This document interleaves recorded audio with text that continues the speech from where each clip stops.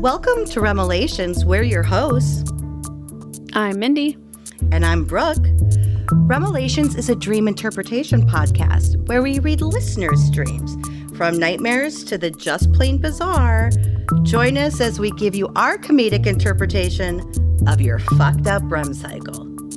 This week we're reading a dream from Abigail about, family protection, monsters, and rainbows and coins. We also have catnaps that have to do with baby penguins, talking kangaroos, and the delicious, elusive, hard to find black bear cracker. Oh. All right, bestie, this is our last episode before we hit the Centennial Club, so let's get started. Woo! Okay, I'm ready to get started. Some exciting news here. We've got a dream. No, we have to say hi, like our quick chat. Oh, I thought. Oh, hi. Way to come in with some gumption. Is that the right word? I'm coming in hot. Hello. Coming in hot. Oh my God, I have missed you so much because it's been a couple weeks since we've recorded because we had to pre-record for your vacation. Yes. And I have died without you. I feel like my whole week's off and I missed your face and here we are again. I know it sounds silly of me to say that since I was gone on vacation, but I felt the same way. You know I'm way better than Bora Bora. Come on. I was like, I need to talk to Mindy. I need to just get this out. Nothing to say even, but just and that's the hard thing. I just need to see your face. Because we won't, I don't know anything about your trip. We'll talk about it later in the podcast. And you've been home for at least half a week, 5 days. And I'm dying. And I want to ask you, but I know we're going to talk about it today. But we can't. I know. I feel like we have to hold it in. Save it for everybody. We belong to the world now, Mindy. That's right. Little did I know. Cheers. All right. Are we ready to get started? I am more than ready. I have missed this and I have missed you. So let's go. This is a beautifully written one, so it's going to take us on a little adventure. Yay. This is from Abigail. She's one of our new besties. Yay! And she's from Kaysville, Utah. Yes, thank you, Abigail. Utah. I've never been to Utah. You? Nope. Abigail, show us around town. Show us around yes. state. Show us around state. Yeah, we want to see all of Utah. And I would love to go to Park City because I've heard that's just amazing place to go. But Kaysville, I'm sure, is just as lovely. I'm sure it's got a stoplight and a convenience store. Oh, it's got a Walgreens. Everything's got a Walgreens. Let us know, Abigail. What's the big attraction in your town? We're going to come visit and see you and visit that attraction. Yes, we are. On our world tour. But I do want to let everyone know that she did say something really sweet. She starts out by saying, "Hey, absolutely love your podcast. It's amazing. Y'all are so awesome and funny and insightful." Oh, so thank you, Abigail. Love Very you too. nice. I was at my house and I tried to go to sleep, but I couldn't. So I looked out my window to see that the moon was black, but not like a new moon. It was a crescent moon, but even though it was black, you could see the outline of it. It couldn't be an eclipse of some sort because it was only covering so much of the moon. Okay, very specific. Love it so far. Okay, very specific. Very ominous. Ominous, yes. I was intrigued. Me too. So I went outside. It was mostly dark except for the light of the street posts and some stars, but miraculously, I saw multiple little patches of rainbows everywhere. Oh. The kind you see after rain. I'm torn. I know. It's dark and ominous, yet there's rainbows. So it's now you're like, okay. Oh, Usually in dreams it goes the other way. It starts out great and it gets ominous. It's all good. This is taking us for a ride. We got a flip-flopper. I saw multiple little patches of rainbows everywhere. The kind you see after rain, except just pieces that were about 3 feet by 3 feet. Very specific. Very specific. That's my favorite size rainbow, by the way. It's a square. It's manageable. Yeah. It's manageable. I mean, you can find the end way easier if you're looking for that pot of gold or the leprechaun. No, it's right there. Yeah, it's way easier It's to right find. there. I get it. I was shocked at this unusual phenomenon because it was so dark outside. How could there possibly be rainbows? I took some pictures with my phone. Ooh, at least it worked. Good job. Yes. My siblings also couldn't sleep, so they came outside as well and were viewing this strange sight. When my siblings and I went back inside our house, everything looked different. Our house had warped on the inside to look a lot bigger than it actually was. And there were rooms where there usually weren't rooms. The whole thing was crazy. Okay. We've seen this before. Yeah. Familiar, but not. Familiar, but not. Not only that, but there were tons of people and non-human creatures as well, just roaming about. I'll take the people. Fine. It sounds like a lovely rainbow day party, but the creatures, tell me more. Rainbow day party. Okay. Well, you're not going to understand this part, but she explains it almost seemed like the Star Wars pub, except that there were way more things these people and other species could do, like watch movies, play arcade games, or eat out at a restaurant. There even was the specifically sketchy area in the basement that seemed to be a hallway to lead to some sort of buy secrets shop. That's what she said in quotes. Secrets. Sorry. Buy secrets. How are we spelling buy? B-I? B-Y-E? B-U-Y. Like you are buy. going to buy. Oh, the third option. English. The other one. English is such an easy language to learn. The other one. I came up with 2. I didn't realize there was 3. My apologies. But she called it a buy what? Secrets. Buy. Oh, shop. Ooh, I'm intrigued by this idea. I know, buy secrets. Buy secrets. B-I, get it? Because, buy secrets. Buy secrets, like very different. Buy, or it could be like buy. Yeah. And then, but buying secrets. Ooh, my favorite kind of secret. So her house is turned into crazy land. Yeah. Very much like Mos Eisley, but that's okay. That's okay. I won't go into Star Wars for you, Mindy. I appreciate my siblings and I. Yeah, I was like, you're like, what? My siblings and I were scared and confused. I told all of us that we needed to stick together and get information about what was going on. Smart. That seems like something we would do. Yeah, we're like, okay, we got to get it together. We have to get all the information first. And the details. Figure out a plan from there. And then we can figure out a plan. At this point in time in my dream, the memories get a bit hazy. So I'll just list some specific events and details that I remember, even if they don't make sense in an orderly plot line. Okay. That's fine. Awesome. Thanks, Abigail. Let's go. It doesn't. Thanks for letting us know. You don't need to say that. We know dreams can get funky. Okay. I remember my youngest sister. She's 9 years old in real life and was so in my dream.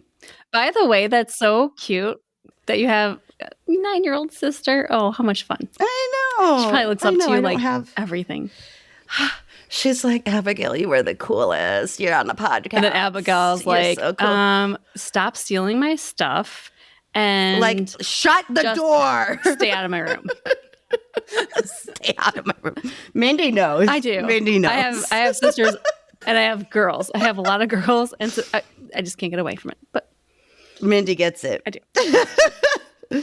Okay, so her younger sister was trying to pick up some coins off the ground when the rest of my siblings were moving forward, and I told Naomi to just leave the coins and that she needed to stick with us to be safe. Aww. My siblings and I headed down into the basement to look for answers.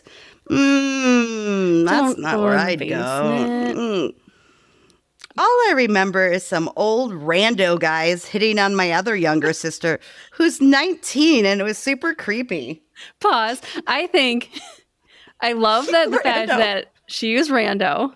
And me too.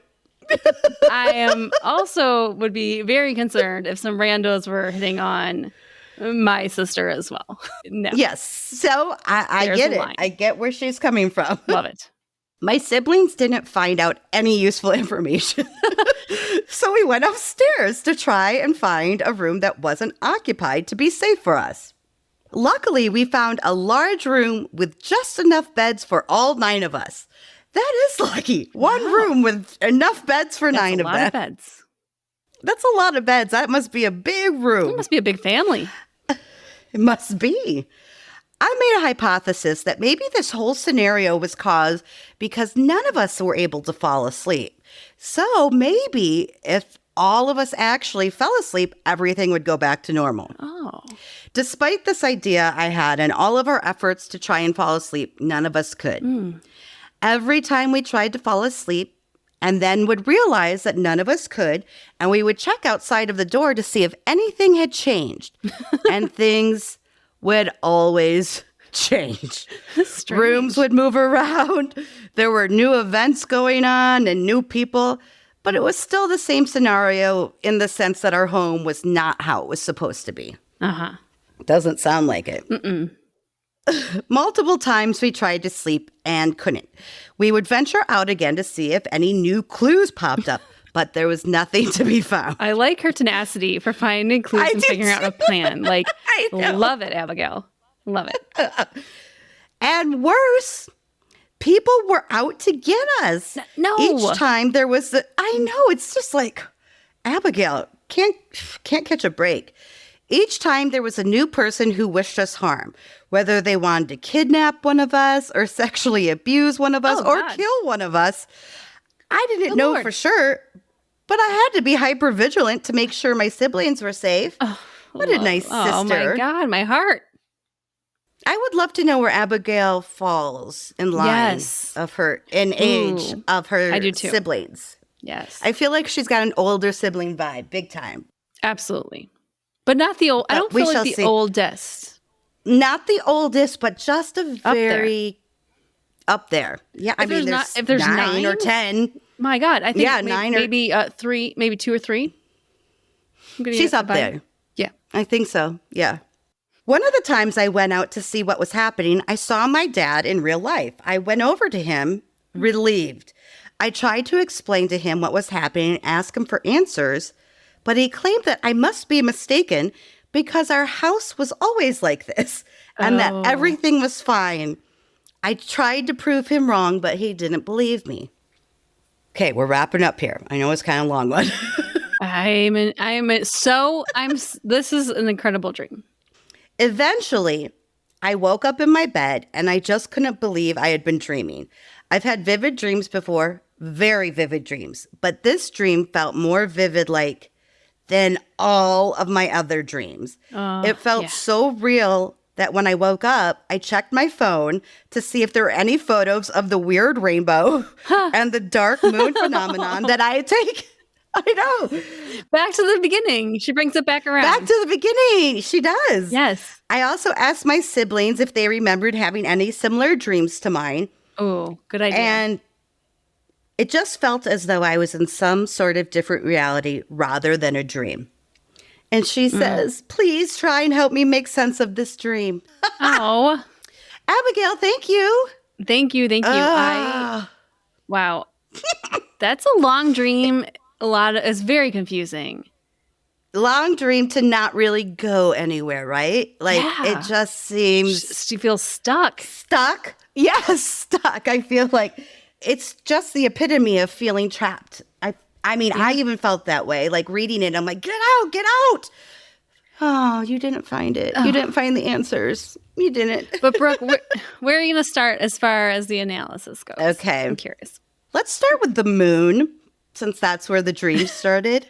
It's funny because she brought it back at the end, and I almost forgot about it from the beginning. There was because the whole it was moon this eclipse rainbow thing. The rainbows, that thing, that thing that happened. There's lots of different things. Moon obviously is guidance to all nature. Everything kind of follows what the moon is doing. Tides. Everything. And it does seem to be something that Abigail is seeking guidance, but she can't find it. I did look up a little bit about crescent moon. It represents, obviously, because it's a crescent moon's either at the beginning or the end of the cycle. The waxing or the waning.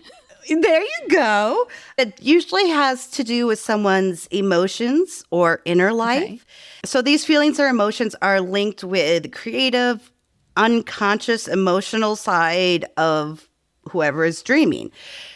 Okay. So it does feel like she has really a lack of her unconscious things. Untaps, yes. But it's like, why is it black?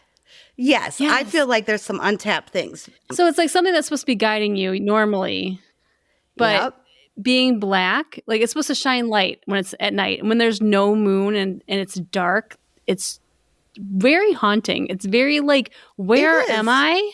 And what's my direction? Oh my God, that's almost like exactly what I had written down. Because I was like, she can see like the whole picture, the moon, but not clearly, because only that little sliver is the light. And the rest is hidden. You know, it's like those answers that she seeks, that dark part of the moon. The dark side of the moon. Pause. Sidebar. Do you ever do the Pink Floyd Dark Side of the Moon? With Wizard of Oz? Okay, yes. So let me explain for our besties who might not know. Okay. So Pink Floyd, like a psychedelic band of the 60s, 70s, right? Yeah. Had an album called Dark Side of the Moon. No, Dark Side of the Moon. And supposedly, if you started the album at the same time the lion roared on Wizard of Oz. For the MGM. Yeah. Movie, it would perfectly line up the music with the scenes. And have you done it? I did, actually, in high school. Did it work? It was crazy. It's very weird, because especially if you're looking for it, you see it more. Sure. But it is interesting. And I would say to anyone, if you haven't done it, do it. If you're bored or high or something one night, go for it. I wasn't in high school, but... Especially if you're high, but that's what I was with a bunch of band kids that night. Oh, yeah. So you definitely weren't high. They may have been. I was the good girl in the group. I'm like, okay, I'll do this, but whatever. Very interesting, though. That's funny. Kind of gives you that. Mm-hmm. But the dark side of the moon and rainbows, kind of very interesting how it all pulls together. Yeah, right. Mm-hmm. Good and bad, right? Because of the album cover has a prism that has a rainbow, so it does kind of tie. Oh, maybe Abigail was just listening to some Pink Floyd. I doubt it. Unless she's our age or older, I doubt it. Not if she has a 9-year-old sister. She's not old enough. More than likely, no. To dream of a lunar eclipse. I know she said it wasn't an eclipse, but let's look at kind of that image, because it was black, just a sliver. A lunar eclipse is also a symbol of hidden secrets and emotions. So it kind of seems like a common thread, looking for answers and things just out of grasp, like things are hidden. When the moon is eclipsed, it often isn't noticed by the waking world, but we all deep down, we can feel those changes happening in our inner selves. Like I said, the tide, even with the tide, even I guess menstrual cycles, things like that, everything aligns with the moon. You can feel children getting birthed. Yes. Like maternity wards are like, shit, it's a full moon. Yep. But also, I am friends with a couple OB people, OB nurses, and they're like, it is true. Yeah. It's that time they of the just month. Start shooting out of everybody. Babies just everywhere. Coming out of. Which, question for you, Abigail, have you taken a pregnancy test? I don't want to curse you or if that's not what you want, but crescent moons are almost always associated with pregnancies. Really? And that could be a weird pregnancy dream too. So I don't know. Let us know. Mindy. And name it Brooke. And name it Minbro. Minbro. Yes. So if we ever make a podcast network, it has to be named Minbro. Minbro. It does. The Minbro Network. People are like, that's the stupidest name, but no, we visioned it. No, they're going to know it. We visioned it in 1996. Yep, easily. It was meant to come to fruition. It just was. Absolutely. Okay, well, what do you think about the rainbows? I mean, we've got moons. Now we're on to rainbows. Is this Lucky Charms?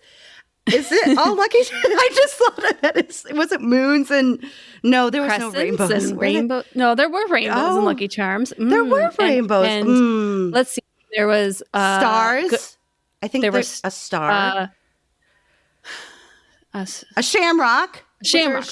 Yes, I'm thinking 4-leaf clover. Yes, shamrock. Yeah, it probably was a 4-leaf horseshoe, clover. Perhaps at one point. I think there was a horseshoe. I'm a big fan. I like Lucky Charms. Sounds good. I think I want to try some Lucky Charms. It's been a while. Yeah. Sounds good. Maybe she was just listening to Pink Floyd and watching Wizard of Oz and eating some Lucky Charms. And maybe she's preggo and the stream is just perhaps shaking it up. Rainbows usually are a positive symbol if you think about it. It usually comes after a time of depression. You know, it's like after the rain. Mm-hmm. Even though it's literally dark outside, she can still see these rainbows. Yeah, that's interesting. And they do appear in such an interesting fashion, this 3 foot by 3 foot. Perfect for Instagram. Perfect. I think maybe it was meant to really grab her attention. Sure. That maybe good times are ahead because she seems to be really struggling with everything else. So to dream of a rainbow at night is very symbolic. And I did not realize this. It represents transformation, awareness, development within the unconscious. So again, seems like all her symbols are kind of pointing to the same thing, like searching for something but feeling trapped and not being able to find her way. I thought, and this was just a very minute part of it, but the coins that her sister was like trying to gather all the coins and they're like, we got to go. We got to find the answers. So maybe the rainbows and the coins are all good signs. If you see coins in your dreams, it could be a sign that good things are coming. So maybe the coins and rainbows. Rainbows and coins, they kind of go together. Rainbows and coins. Yeah. Could also be a sign of impending recognition, whether in the form of money, love, or any kind of wealth that you might think. So Abigail, though, is in such a rush to find these answers. And trust me, I get it because we're the same. She wants these answers and she's rushing the gang along to find the answers. Yes. But does she not even realize that something good is happening? Like she rushes away from these coins, doesn't even give them like a second thought. And it could be a totally good symbol for her. So I was like, maybe she's confused and keeps running when she doesn't see that the actual thing she's looking for might already be there in her life. It's just hidden. Now, one of the things I found as a thread throughout this, especially when we get to the maze of a house, is the siblings and making sure that they're all together and making sure she's almost taking on the parent role and the parent figure in this. Absolutely. Taking care of everyone. It's everyone together. Can we get out of this dream world together? Like, don't dilly dally here, little sister. And like, let's keep going. Right.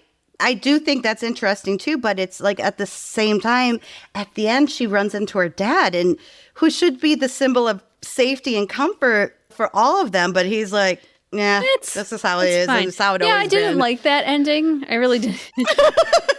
Yeah, I didn't like. It's fine. This is how the house always is. I'm like, pretty sure it probably it's okay to wasn't. question things, and I feel like it's speaking from personal experience. I grew up in a very Catholic household, and where there was one right answer, right? And so, like, this is what you believe, and this is what you do. And as I become more, not only as I become more an adult, but as I kind of grow in my own spirituality, I'm like, there's not just one answer for me. No. And sometimes it's like stepping away from that, kind of like, oh no, this is the way it has to be. Everything's fine. Everything's normal. This is where it is. And be like, but what if it isn't? Like, what if that isn't right? What if this isn't the full answer? What if there's more than this? And so I think that dad figure in the end is interesting. Yeah, it is upsetting. I didn't care for the ending of that either. I did, going back to the siblings just briefly, like you said, she was very much the caretaker of these kids or her siblings. And I found it interesting that all of them are going through this. Even if it's in just her dream, none of them can sleep. So it's not even like, let's get here. We got to all stay together. It's like they all have to have insomnia together. They all have to have like everything, all these threats. Like they talked about murderers and some, like all these sexual random assault. stresses. Like, sexual. Abigail. Like everything was just changing and going wrong. I think in the end, she's all turned around. I don't think she has the stability she's looking for. Pause for a second. Let me throw this in here before you get to hold that exactly what you said. Okay. I come up from a family, I don't know, these days is considered bigger, being 4 kids. It's not as big, it sounds like, as Abigail's family, but there is a sense of community in that family on its own. So when there is something that is affecting one member of that family, it does affect everyone in that family because that's your own little space. It's your own community. And so is this something maybe not Abigail's going through, but someone in her family's going through, that she's feeling that stress and she's taking it on? Because yikes, that's when you're a close family, that's hard. That is hard. And you're right. It does trickle down to everyone and everything. So I'm glad you brought that up. And she does seem all turned around.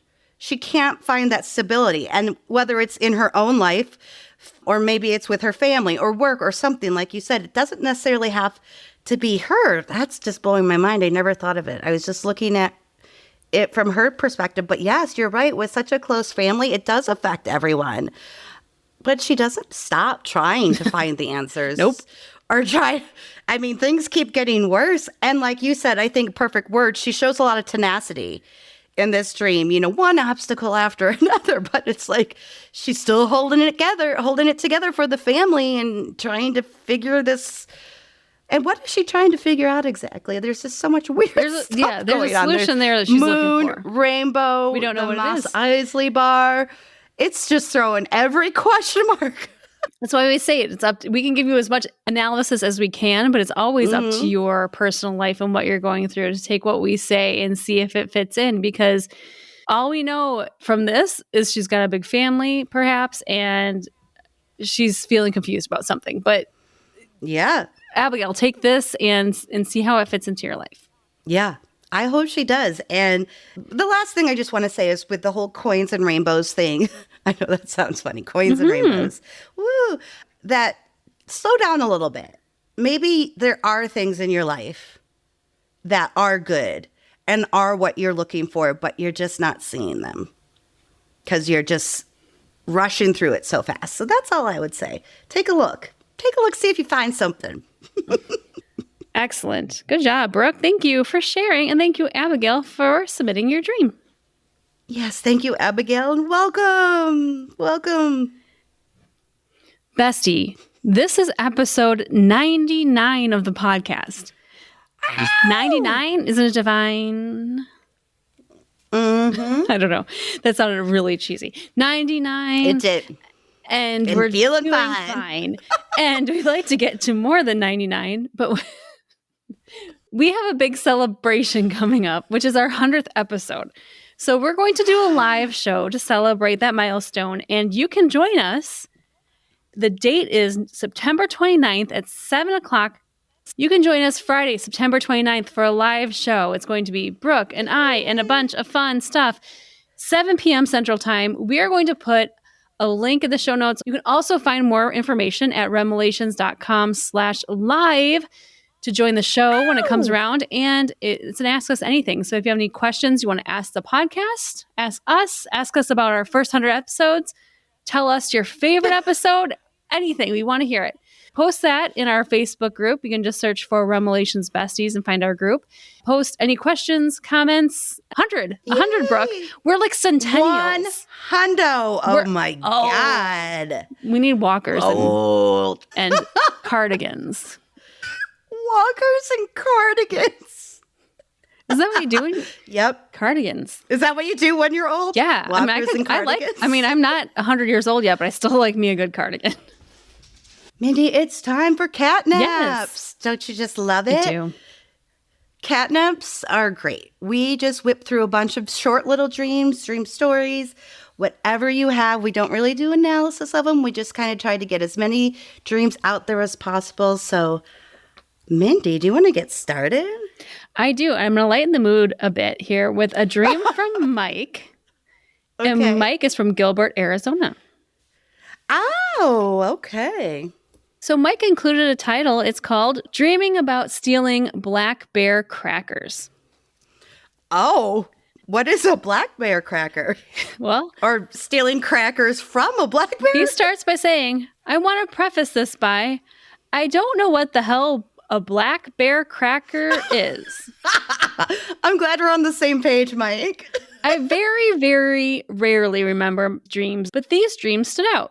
A couple weeks ago, I had a dream, and all I can remember about my dream was the phrase, black bear crackers. I found it weird, but ignored it because last night it happened again. This time, I remembered more. I was trying to shoplift some black bear crackers, and they only had red bear crackers and brown bear crackers. Damn it. You know, you just have that craving for black bear, and you just it's get not the red same. Brown. Although polar bear crackers are really the best. I kept going to a bunch of stores, and eventually I had a meltdown, screaming, why don't any of these stores have any black bear crackers? Meltdown. I woke up and freaked out, but fell back asleep. For this next dream, I ended up in a tattoo shop with a tiny store up front, and I booked a tattoo session. As I went to leave, this lady accused me of stealing. I emptied my bag. What did he steal? Proving I stole nothing, and she ended up getting searched, and she had stolen some stuff. Oh, the lady doth protest too much. Was it the black bear crackers she had in her pocket? I wonder if she stole them. We found out where all the black bear crackers went. This rando. Goddamn tattoo lady. I ended up walking away thinking I still wanted black bear crackers and walked through town to find some. I don't know why. Oh, Mike. They're not there. I hate to tell you. I don't know why I keep dreaming of these black bear crackers that don't exist. And that's from Mike. Oh, Mike, that was a good one. Yes, thank you for lightening the mood a little bit. I mean, they're like animal. Did you ever have the animal crackers with like the little? Yeah, monkeys they had like little and elephant. And they had like little string on the box. String. Yeah, that was like the best. It was like the zoo train car, like with the zoo you had or the gorilla, circus you had coming the monkey, to town. The lion. The lion. They're pretty good. And you know what? My dad used to buy like those giant containers of them and bring them to his desk at work. And they're a good snack. They are. Like, I mean, they have no like healthy they have no nutritional value, Brooke. But they don't have bad things either. They're like one There's calorie. Like a sweet treat. Like a sweet treat. And he's like, people would just come by, you know? And it's that's hilarious. That's why he did it. Was this your dad's dream? His name was Mike. Was this Mike Althouse? I'm dreaming of us black bear crackers still? I'm going to just randomly text my dad and be like, did you find any black bear crackers yet? And he'll be like, huh? You know what? I'm going to do it and see. Can you text him right now? I'm going to. Yeah. I feel like Brooke, put down the White Claw. Let's see what he says. Wasn't there a song like, you found any? Animal crackers in a bunch, animal crackers. There was a song to go with it. Animal crackers. I don't know. My mom used to sing it. It sounds like it. Sure. Maybe your mom just made it up. Could be. Sounds like something she'd do. Those are the best songs that are just made up, though. My favorite one growing up was when she'd get us out of bed in the morning, and I am not a morning person, and she would just come to my bed and she would sing, it's time to get up, it's time to get up, it's time to get up in the morning, it's time to get up, it's time to get up, it's time to get up right now, get up, get up, get up, get up, get up. Oh my God. It was great. Do you do that to your kids? I have. It's your right, isn't it? Is. When you become, he responded. What Dad Just say? a question mark. Huh? Just a question mark. Daddy Mike's like, what? Black bear crackers? Can't find them either. What about red or brown? crackers. He's really going to get you committed very quickly. There's going to be like, oh no, they're here for me. All right. Do you have a cat nap for us? I do. This is Lauren, and she's from Ames. Oh, yay. I had this dream last night. It started with me finding a kangaroo who knew basic English. Oh. That's helpful. Sure. If they know a little bit. I mean, normally they had the Australian dialect is my question.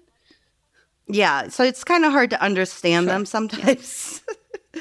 I decided to take it to school with me so that it could learn more things. Sure. It slowly turned into a real human. Oh. Suddenly, I get a text message saying that I have to find and shoot a person with the American flag on their tuxedo. What? That sounds like a hot tuxedo. I think, first of all, this marsupial was a plant. And second, I think so. Why? Why are we assassins all of a sudden? This is what we're going to have to ask Lauren, Mindy. I don't have the answers. But she says, I go to a shopping mall to find this person. Oh, okay. Because where else are you going to find someone with an American flag tuxedo besides a shopping mall? Yeah, the mall. Eventually, after a lot of looking at male chests. Oh, hello. And she puts a very good part of my dream. Agreed. Parentheses. I finally find it. It's Arnold Schwarzenegger. Oh. I tell him, I know. He's just shopping, wearing his fancy American flag tux. I mean, even though he's all Austrian. Yeah, a good job, Mindy. Yes. Like, wait, hashtag.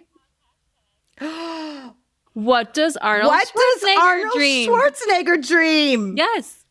Good. I bet he's not wearing an American flag suit, though. Well, in this dream, he was.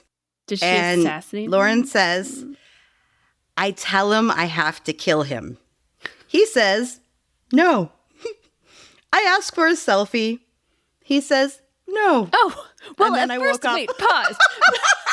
Well, that's you. But first of all, like, can I assassinate? I have to assassinate you. And you're like, no, can I take a selfie? You're like, also no? Because very no, because I don't no on both accounts. Trust you. The answer is just no. No's all around. Thank you, Lauren. No's for everyone. I bet he'd look good in that suit, though. But I love that it had to be a tuxedo. Yes. Like, not just a suit or a nice pair of pants with a shirt, a tux, like the left sleeve was the flags, the right sleeve was the stripes. The pants were all stripes, of course. Duh. Ooh, I mean, I bet they sell them. I bet someone sells them somewhere. Oh, I bet we could find a tuxedo in 5 minutes. I bet you could find a tuxedo in Ames, Iowa, in 5 minutes. We'll have to ask Lauren. Maybe she saw one in a mall once.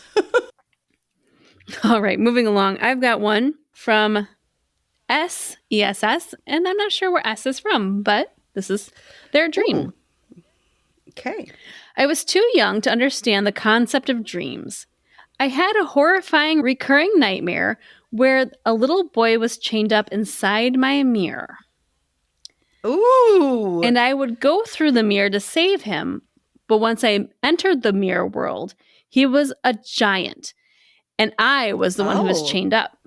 Uh-oh. Don't like that.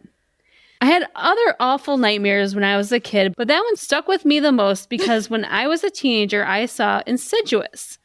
Oh. The way they described astral projection in the movie felt like that's what I could have been doing as a kid. Obviously, now I know I just had a shitty, stressful childhood, but it was still always so spooky to me. Oh, that is creepy, though. Yes, as a kid, as a little boy, like, you want to go save this kid, and then all of a sudden you're the one chained up? And awful. Yeah, it's not fun. S. And it's recurring. You said, oh. Poor S. Well, kind of along those lines, I've got a dream from Sarah from Albany. Once I had a dream that if I used my baby sister's blankie and put it in a giant picture frame and then set it under our dining table, it would transport me to another world. That's very specific. Very Step 1, steal your sister's blankie. Step 2, put it in a frame. Step 3, tape it to the bottom side of the dining room table. This seems like a lot of work to open like a wormhole to another dimension. Yeah, but you don't know what's there, Mindy. What is there? I don't know. Do I want to go? Yes. Okay. It would transport me to another world in which I apparently befriended a baby penguin. Oh. Yeah. Okay. Yes, I'm all in. It's worth the work. Yeah, it's worth the work so far. The penguin took me to its favorite playground where I went on a slide that slid all the way to California into the redwoods. I know, that's a nice slide.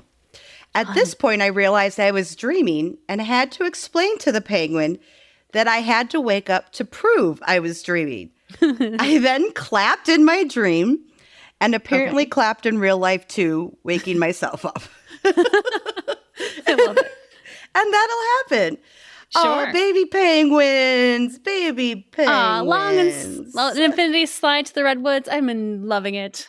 Loving it. I love it. Thank you, Sarah. Especially if she's from Albany. If that slide went all the way across the country to California, that's a long slide. Can you get on anywhere, or can you only get on in Albany? Oh, that's a good question. We'll have to find out. All right, I've got one from Clarissa, and she's from Mackay in Queensland. When I was pregnant, I kept having this dream over and over. I was standing in a room that had an empty incubator. I was dressed in overalls and had a red shirt. The room had tile flooring, and it was dark.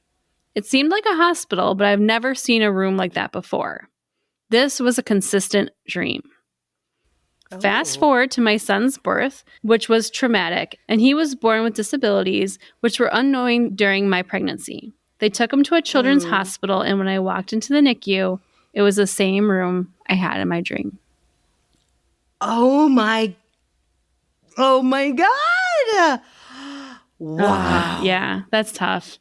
And I love the NICU babies. Love the mamas and the dads and the NICU nurses, because my twins were early and I cried and I did nothing but thank those people who were taking care of those little teeny tiny babies. And to have that premonition dream, Clarissa, we hope your son's good. Tough. We hope he's healthy and happy now.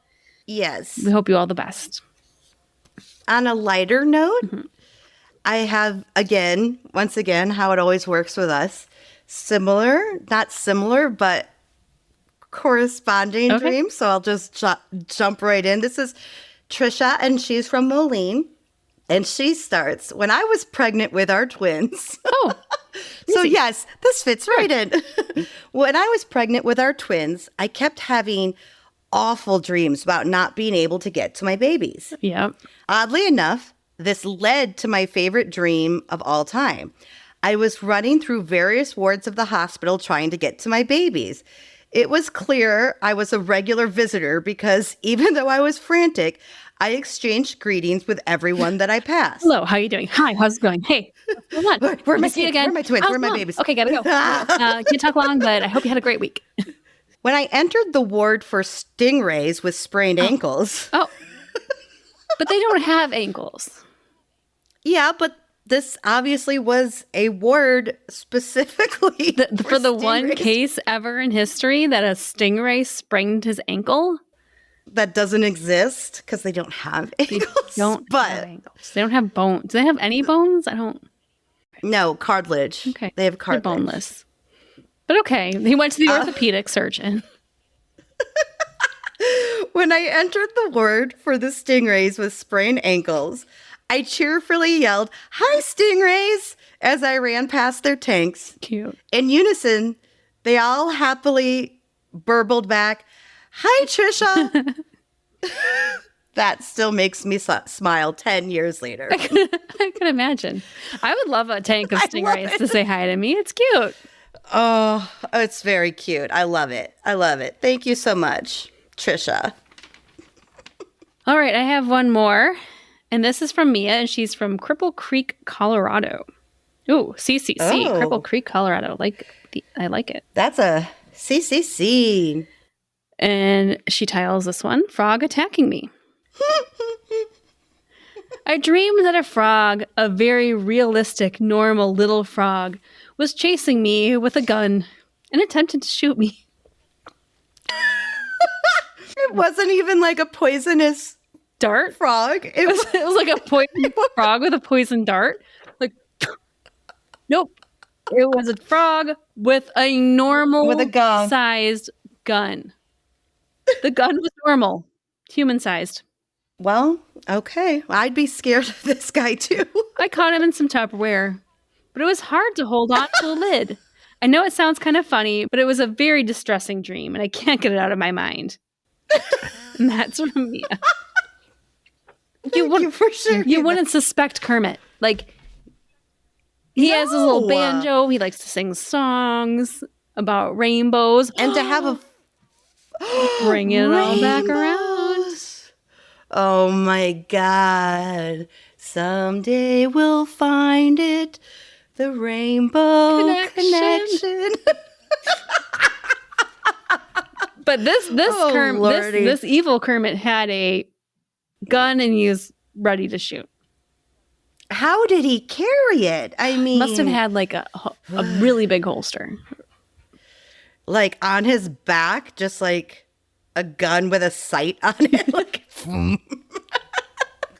this one's from Jenna, and she's from Pensacola.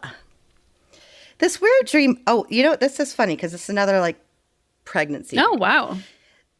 This weird dream I had was about if you ate some weird like candy, they're very rare, that you would become pregnant.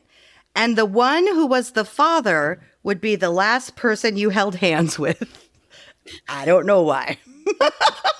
Ooh, that'd be dangerous. Like, what if it were like family? Like, you know what? I will tell you. Your dad or your cousin. When I was in grade school, this is embarrassing, but I thought if you yawned at the same time someone else yawned, it meant you were meant to be together. Oh my God, did you make that up yourself or did someone tell you that? I love your imagination. This is my nerdy little third grade brain going, if I yawn at the same time Chris yawns. So were you just like anxiously waiting every time he yawned and then you would just be like, oh, I'm so tired too. Why? Obviously it. Yawning. Well. 10-year-old minds work in mysterious ways. 10-year-old.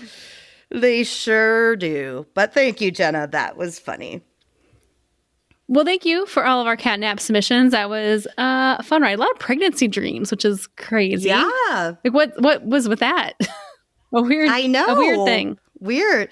Even the main dream, like with the moon in it, which is a symbol of pregnancy. I don't know. Mindy, do you have something to tell me? No.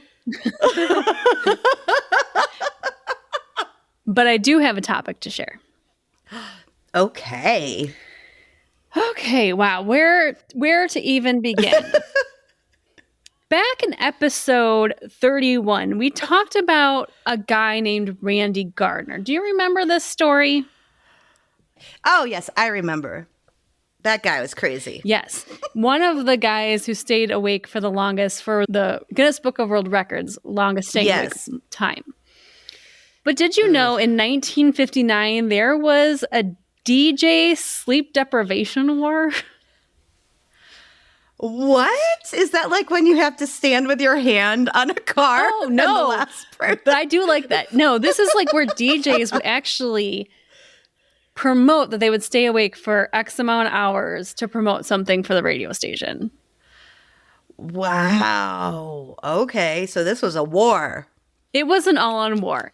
And so this is crazy. In 1959, there was 10 DJs that stayed up kind of competing with each other, but not. Like some of them were out for a world record, but a lot of them just wanted to make a publicity stunt ranging of stay awake hours anywhere from like 187 to over 200 hours awake.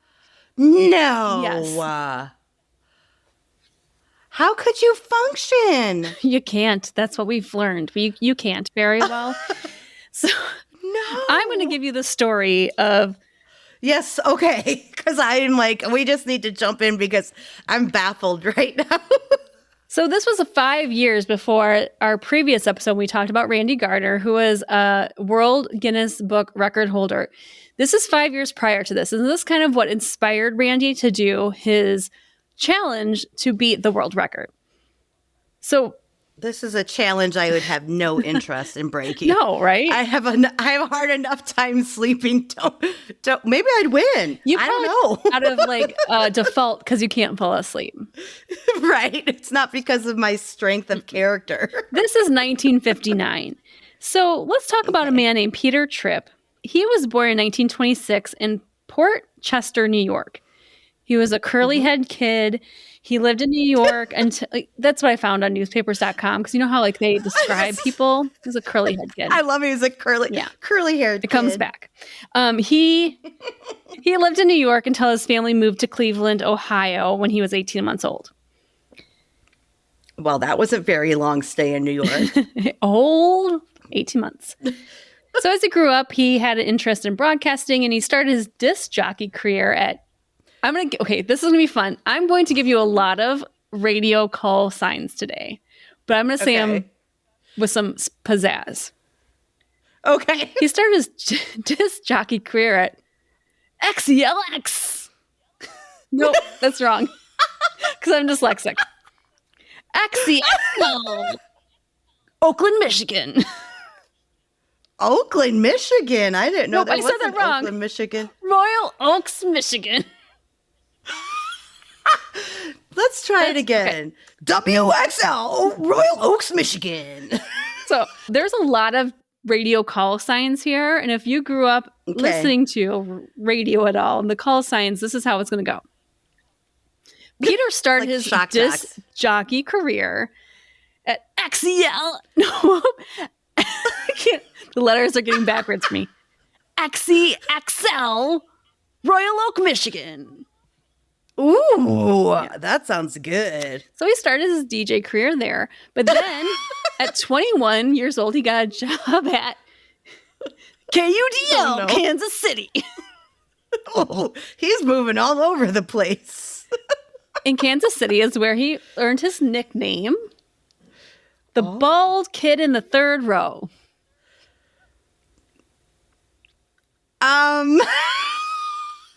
Because apparently this is what his parents said when he was in the hospital the day he was born.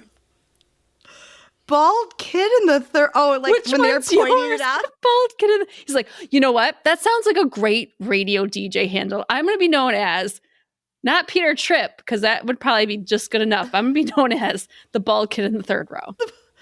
Well, and he has curly hair now, right? Like, I mean, aren't most babies bald?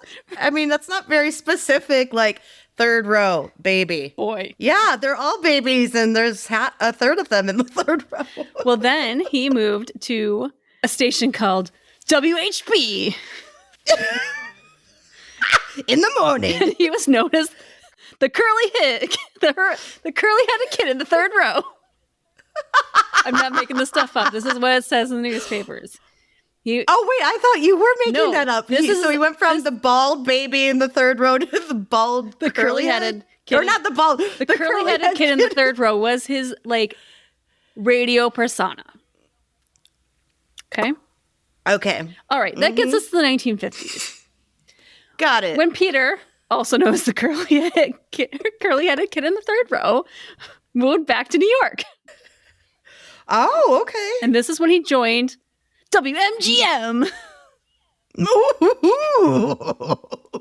Sounds like a good one. I know, he did. It was because he stayed there for quite a while.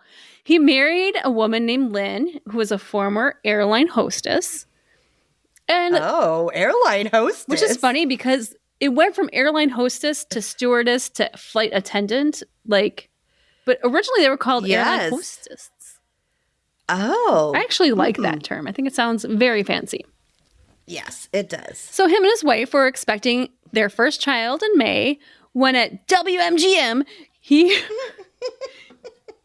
was known as one of the OG top 40 radio personalities. So Wow. Think of your old-timey 1950s Carson Daly or Casey Kasem. This guy had a radio program called Your Hits of the Week with the curly-headed kid in the third row. Just doesn't roll off the tongue, Peter. I wouldn't. I'll try. Peter, I'd go back to the drawing board on that one. Okay, so we're fast forwarding to 1959 when Peter's still working for WMGM, and he's 32 years old. So the newspapers described this gentleman as a 190-pound, 6-foot-tall disc jockey. That's very specific to give the weight and height. This is the old-time newspaper. That's all they had to go on. They didn't have photographs of everyone. Facts. Yes, it's just facts. And Peter had a lifelong dream he wanted to fulfill. Now, Brooke. Oh. Let's ask a question. Is this lifelong dream of his to pursue an idea in science or publicity or in charity? What do you think? What if it's all three? Brooke, you win the gold star of the day. You are correct. He was going for all three. He wanted to help with science. He wanted to publicly move his career along, but he also wanted to help charity in 1959. What charity was he helping? Do we go into this? Mm-hmm. So Peter decided to do something he's always dreamed of, which is called a Wake-A-Thon. Did he always dream of it if he was awake? Oh. A Wake-A-Thon. A Wake-A-Thon. Dream. So in order to fill his lifelong dream of having a Wake-A-Thon, Peter climbed in to a glass booth in the middle of Times Square.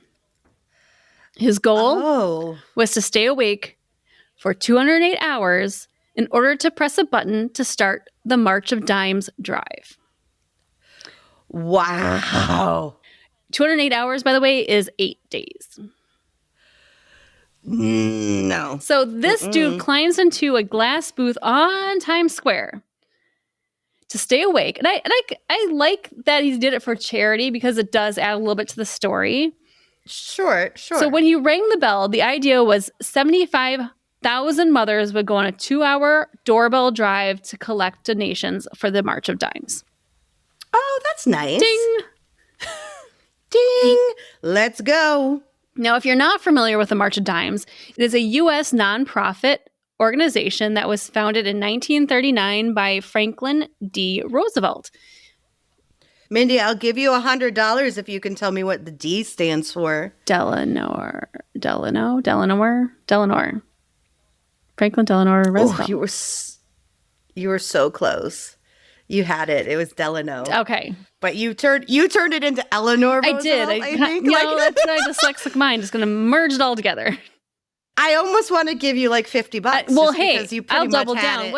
What president was he? What number president? Double or nothing. 20? 32. You win some, you lose some.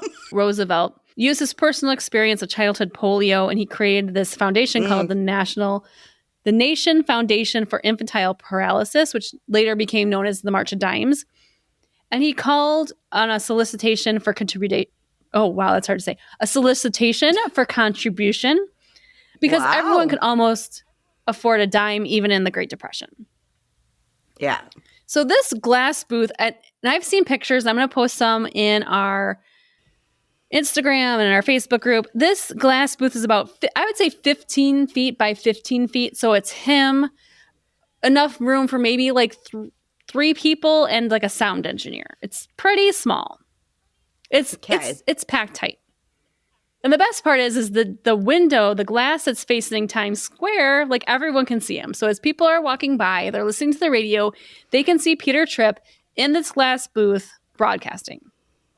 Now, let's talk about 1959, Brooke. Do you know what kind of hits he was spinning there in the glass booth in 1959? Oh, I bet there was some good Motown hits being spun in that DJ booth or that glass box. I would agree. So let me give you a couple of the top 20 songs in 1959. Okay. One would be The Platters, Smoke Gets in Your Eyes. I love The Platters. It's a great song. Great song. Yes. Another would be 16 Candles by The Crests. 16 candles. You know, because you're almost an adult at 16. Yes. Hey, do you know what I recently found out what Sweet 16 means? What? Maybe it doesn't mean for everyone, but that it means you haven't been kissed if it's a sweet 16. I don't know if that's true or not. I wouldn't have had a sweet 16 then. But I think in prior episodes we learned you would have had a sweet 16. Okay. I would have had a sweet 16. We'll add that to the differences of Mindy and Brooke. Yeah. Yes. Yeah. Add it to the list.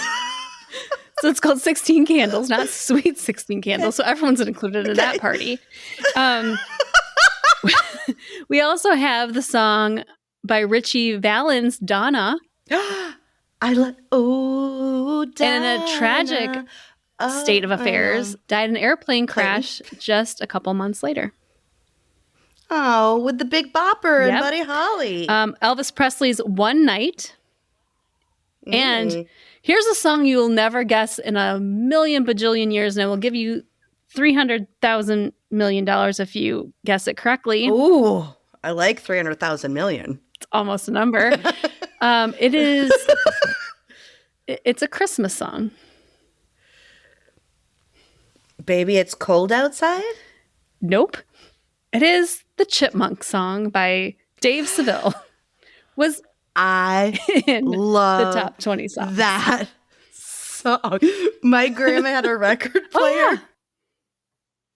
And we would listen to that all the time. Oh, hell yeah. And then there's a stand-up comedian, Patton Oswalt. Mm-hmm. He said they would listen to it and do it on real slow, and it would be super creepy because they'd be like, Elvin, Simon. He's like, hey, Dave.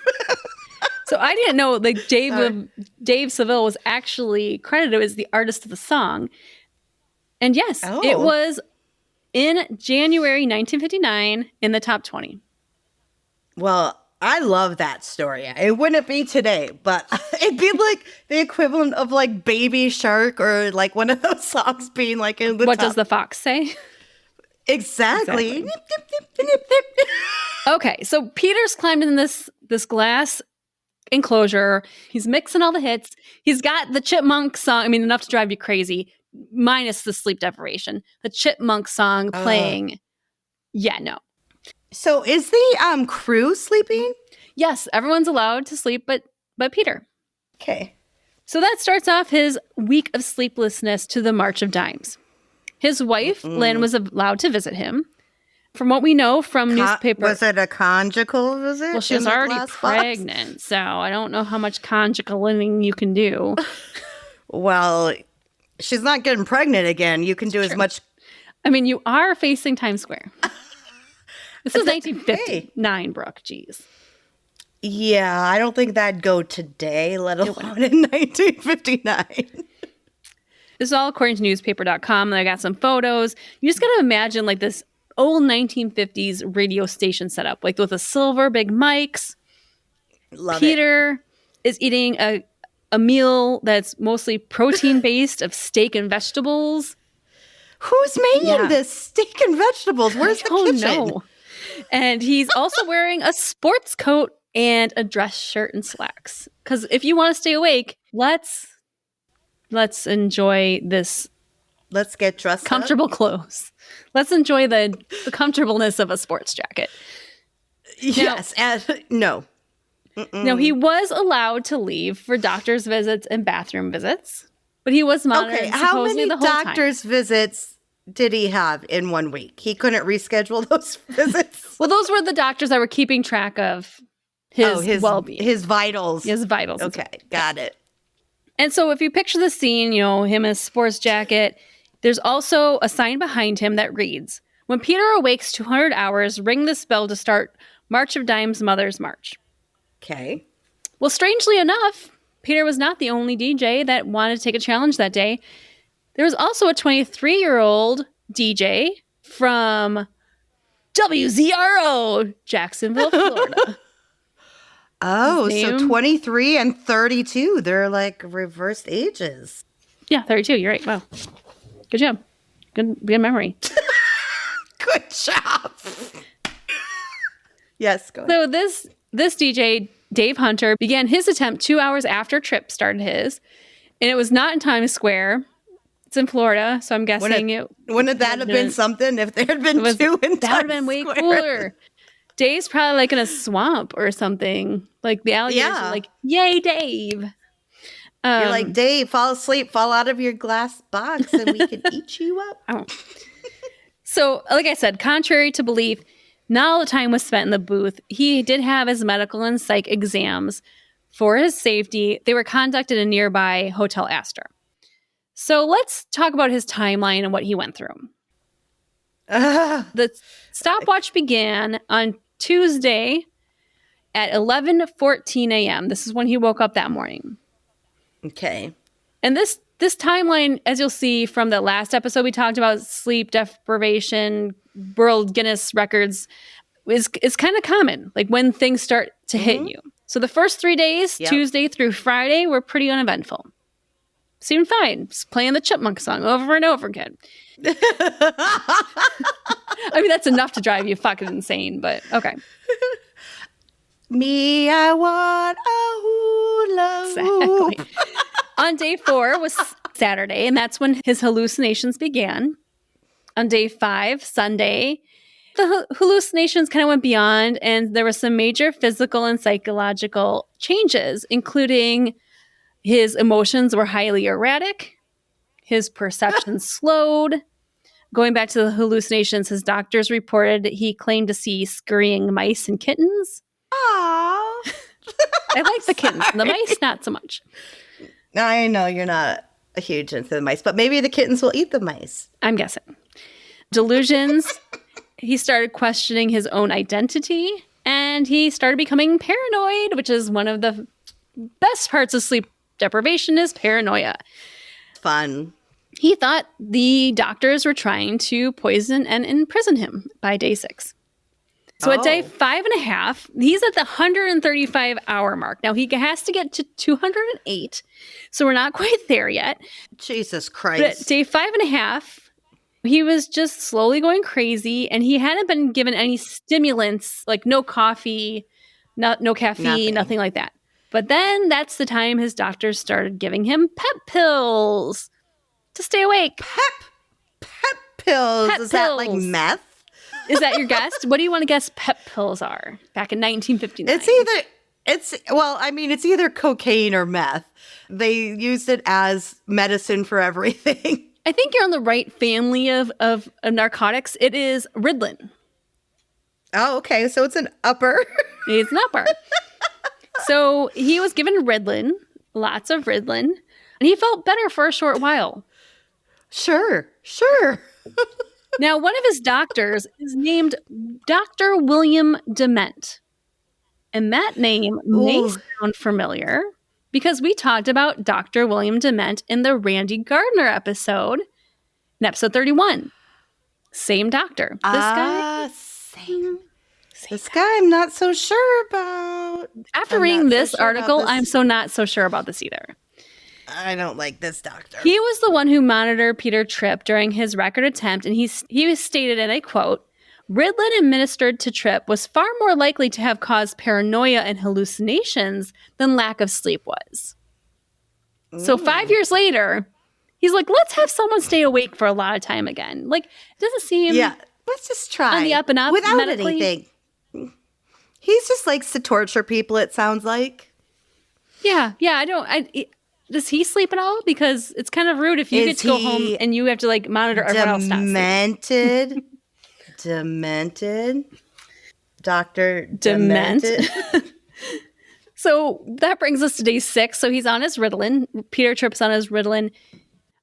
This was a bit of a milestone as he had passed the previous record of 7 days and 33 minutes awake. So he was on his way to set a world record.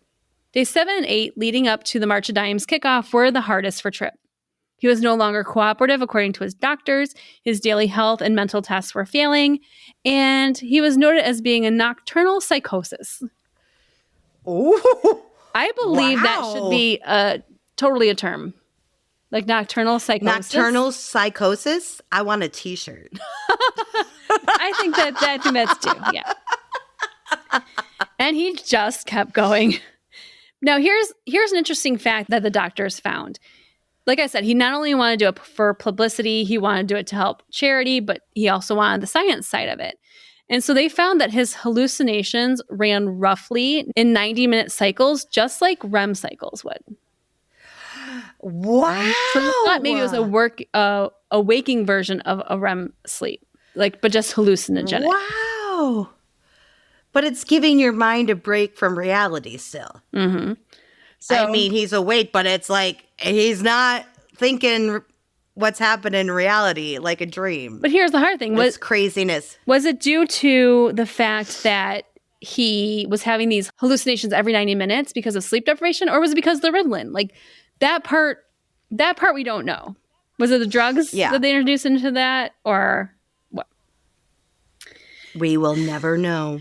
So just to kind of move along, Peter did say in a live broadcast, and I did try to find a live broadcast of this. I tried my darndest without paying any money. I think there was a website where you could pay money to get it. I'm like, I don't know if it's worth it. Nah. But because I already paid for the newspaper.com subscription. So you're like, that's enough. That's enough. I can only do one crazy thing a month. But he was noted as saying, Peter said, I have reached the exhaustion point, so there will be no celebration for me tonight.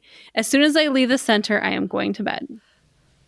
So on Wednesday, January 2nd at 7:14 p.m., Peter officially halted his stay awake-a-thon.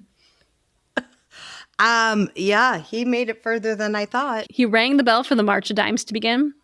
And as he headed to the hotel, asked her to sleep, he was quoted as saying, I have just a touch of a headache. However, his doctors kind of went into it a little bit more. Dr. Lewis J. West quoted, he's a pretty sick man right now. There has been a progressive disturbance in his thinking and feeling, a deterioration of his performance tests, and it's getting worse and worse. You can help a man stay awake for days, but you can't prevent this from happening. He is vacillating between belligerence and submissiveness. Oh, so Peter's like, I'm fine. Like, I'm just got a little bit of headache. I'm going to bed. And his doctor's like, yeah, you're not really fine. Like, you're probably just you're thinking you're fine. Nocturnal psychosis. Nocturnal psychosis. That's what Brooke gets on day 3 of insomnia. You get that NP pretty bad. The NP is the worst on day 5. So Peter reached his hotel room and put his head on his pillow after, of course, being attached to a bunch of electrodes for analysis. After being awake a total of 201 hours, which equates to 8 days and 9 hours. Oh my God. At 8:42 p.m., Peter fell asleep. Now, here's a funny side note I found in a newspaper article that his doctors were concerned that he would sleep too deeply and not be able to turn himself over. So the doctors were in his room turning him over every hour. Oh my God, but why? You don't need to turn over when you're asleep. They were afraid for his circulation. But this is 1959 science. They weren't sure. Throw some compression socks on him and leave him alone. He'll be fine. So just like in the previous episode of Randy Gardner, did he sleep for an eternity? No. Peter slept for 13 hours straight and was back to normal after that. That's it? I could sleep 13 hours right now. But they did say, when they had all those electrodes attached to his head, they did say he had the longest REM cycle ever recorded in science. Really? Yeah. So he is having some crazy dreams. I'm curious. I would love to know. So Peter woke up the next morning and said, and then I woke up. Oh, he said, and then I woke up. He was woke up. They woke up. I mean, he almost had our tagline. Almost, exactly. Quote, and then I woke up at 9:37 a.m. the next day and said he felt fine. No headache? No headache. But according to his wife, oh my God, this is a quote I like to share.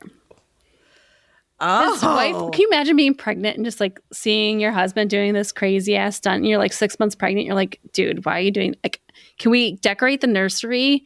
Can you go with me to Lamaze? Like, there's more important things than a world record right now.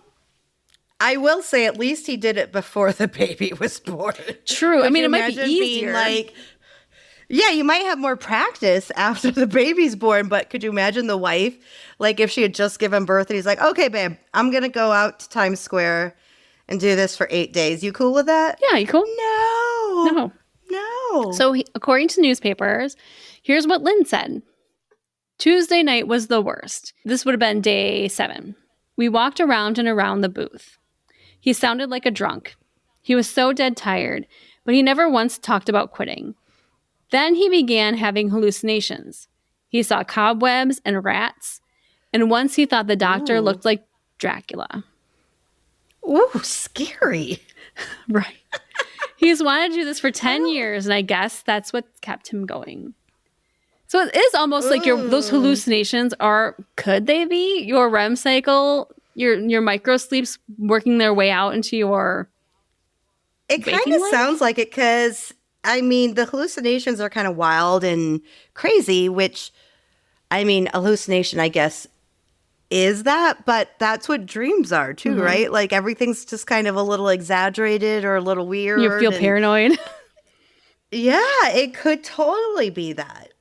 Well, unconfirmed reports do say Tripp's sleep deprivation stunt did have long-lasting effects on his personality. Oh. But according to what I can find, it's really hard. His kids never really said anything, but people close to him hinted at that it could have give him some long-term personality disorders.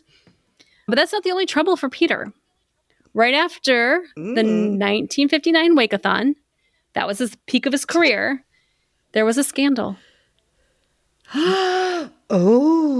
Peter was indicted only weeks after a stunt for his involvement in the payola scandal.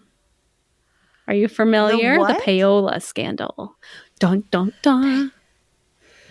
The payola scandal. Yes, and I tried not to go too deep of a dive into this, but what it is, bestie, is playing particular records in return from gifts from record companies.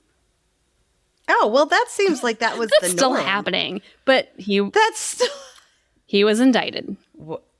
Well, that seems ridiculous just because he was famous, maybe? I mean, brought attention to himself? Perhaps. He probably never would have been indicted if he hadn't done this stunt. But let's talk about how much money he did take in payoffs. To the tune of $36,000 in 1959, which in today's money, Brooke? $2.3 million. $381,000. You were way off, but that's still a lot of money. It's still a lot of money. He always claimed his innocence, saying he never took a dime from anyone, but he was found guilty on commercial bribery, fined $500, and a 6-month suspended sentence. And a suspended sentence means just if you aren't, it's like you're on probation, and if no law is broken, then you're kind of considered your term and your time is served. Fulfilled, yeah. So he never actually, I think, spent time in jail, but it did ruin his career at WMGM. But don't worry. Ah, shit. He then moved to KYA in San Francisco before moving to KGFA. Before moving to KGFJ in Los Angeles and then going to WOHO in Toledo. Wow. So he's all around Cali and then heads on back to Ohio, huh? He did. This dude. So in 1969, Peter Tripp had quit his career on radio. He later found success working in physical fitness sales and marketing and some motivational speaking. Oh. He retired in Palm Springs and died in the year 2000 at the age of 73. But here's the saddest part of it all. His record was broke shortly thereafter. by the Jacksonville guy? His record was broken by the guy in Jacksonville, the DJ. Oh, no. His record was broke only a few short hours later by the Jacksonville DJ who stayed awake for 9 days and 9 hours. Oh, David Hunter. Man.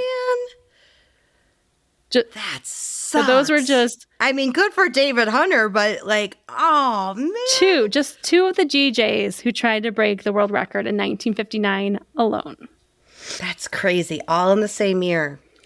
Just so you know, one of the most recent attempts at DJ Insomnia Wake-A-Thon Wars was in 2015 by Joe Madison on XM Radio, who stayed awake for 52 hours. Lame. And he got 3 breaks per hour.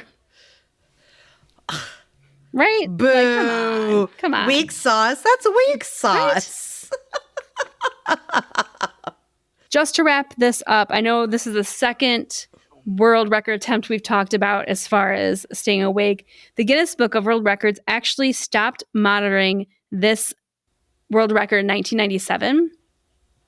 Oh. Due to several reasons. One being it's bad for your health. I feel like a lot of world records are probably really bad for your health. Not really good for you to stay awake for days on end. Number 2, the discovery of microsleeps in the 60s and the 70s. Like those microsleeps our brain slips into, so it's kind of impossible to accurately monitor continuous non-sleep without medical supervision. There is a rare genetic disorder called fatal familial insomnia that we want to talk about someday, that some people suffer from, that can cause a crazy amount of hours not slept that can't really be recorded into the record books. Oh my God. And finally, just to wrap it up, the longest record ever held before they stopped keeping track in 1997 was recorded in 1986. And a whole decade. Yes, and that has been on the record for 36 years before they had stopped recording it, and because they believe there was an impossible to achieve barrier that could be 19 days without sleep. 19. No. I say no. That's too many days. I'm just straight up saying no. That's an insane amount of days. And that's the story of the DJ Wake-A-Thon Wars of 1959. Yes, specifically one flippin' year. 10. Why'd they all get it up in their, they got a hair up their ass or something like, let's all do these Wake-A-Thons. But yeah, say it like that though. Wake-A-Thon. Wake-A-Thon. Maybe that's what we should do for our live show. We'll do a Wake-A-Thon. No, not really. Yes. You could do it. You won't be able to. You have stuff to do the following day. I've had a homecoming to attend to. Yes. Two yes. For 2 daughters. Well, thank you for sharing. That was fascinating.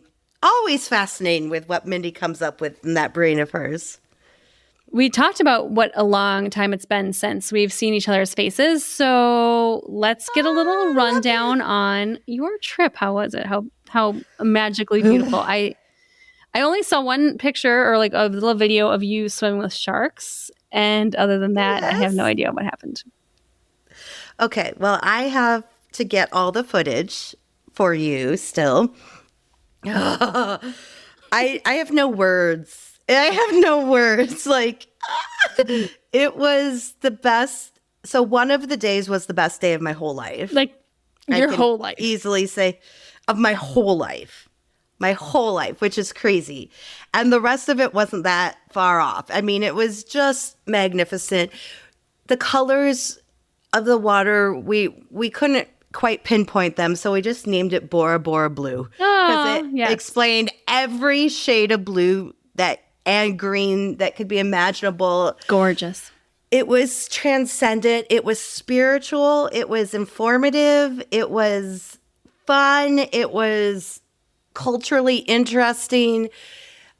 I mean, I just felt like part of the people, like, this one guy, our tour guide on the one day that was like the best day ever, was so proud of his land and his people and his culture that it just spread throughout all of us. And like when we had lunch that day, he wove our plates from like coconut leaves. Incredible. He pulled them down and then afterwards, he showed us how to, like, it's called the Tree of Life, coconut tree. It has everything to survive.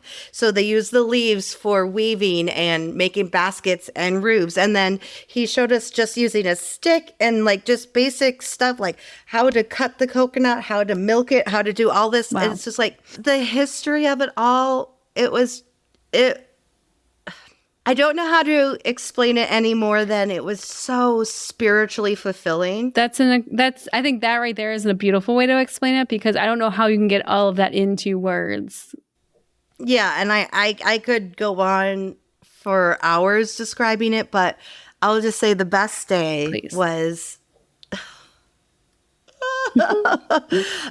So we took a boat ride out, and we were supposed to see stingrays. This is where a lot of stingrays are. Did they have elbows or ankles? They had ankles, sprained ankles. I wanted to help them all. Brought some Band-Aids. I'm like, I gotta take you guys to the hospital now. You all have sprained ankles. Trisha told me so. So he told us we'd be stopping in 3 spots. The first one was going to be where we saw stingrays. The second one was going to be where we saw sharks. And the third one was like very shallow coral. So we would see like neat coral animals, beautiful fish and stuff. So when we got to the stingray part and I see these sharks swimming around too, I am like just losing my mind. I'm terrified and I'm excited. And I want what kind of sharks in the were water. They were black tip reef sharks, so they're not very big. They're not going to get a limb. They could get a limb. Oh, I mean, just think. I mean, you could nick an artery with a bite and bleed out. I mean, it doesn't take. I just couldn't believe it, and of course, my GoPro didn't work. That day, the one day I needed it to. You. Of course, the one day, and like... They know no boundaries, no international waters. No international waters. I'm just snorkeling, and like stingrays are going by my face, sharks are going by my face. But isn't it almost underneath better me, around not me. To have it, just to always have that true memory in your mind, and maybe that happened for a reason, that it didn't work because it just wanted for you to experience it at 100%. I totally 100% agree, because after I realized the GoPro wasn't a thing, when we got to the next spot, which is where the sharks were, I tried to just use my phone, and my phone wasn't working. And finally, I was just like, fuck it, enjoy it. You'll remember it in your head. I did. Even better. And it's like looking down 60 feet, because the sharks were deep water. Wow. You could see the floor of the ocean. It was so clear. And I mean, you saw some pictures. I'll get more, but 30, 40 sharks just... I don't know how you do it, girl.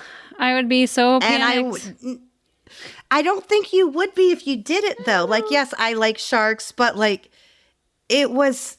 You felt like one with nature. Yeah. Like, I don't know how to describe it. Like, it was just beautiful. I'm so happy you had that experience. You deserve it. Thank you. And like I said in my text to you earlier this week, the best people deserve the best experiences, and that's you and you. I'm so happy you got to experience that, because you deserve it. Thank you, honey, so much. Now you have to go on something fabulous, a fabulous trip. I don't have anything planned. Maybe some. You don't have to.